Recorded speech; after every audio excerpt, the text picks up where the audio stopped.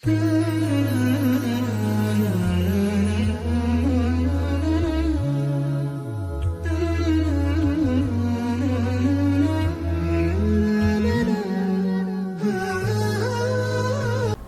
عليكم ورحمة الله وبركاته. جمعة وناكسن ميل وليبا آد جوكتان. waxaan rabaa in idin wadaago saxaabigii weynaa sidana Ali radiyallahu anhu yaa wuxuu ka hadlay taqwada ama alla ka cabsiga dhabta waxa ay tahay ayuu ka hadlay waxa uu ku soo koobay saddex eray ayuu ku soo koobay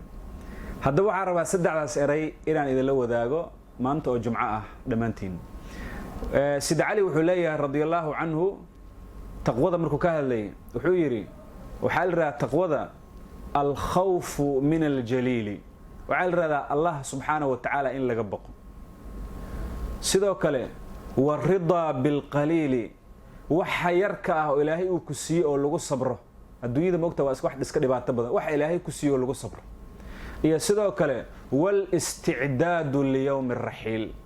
يا إن لو ديار جرو مال أنت آخره أنت سوكو سوكابي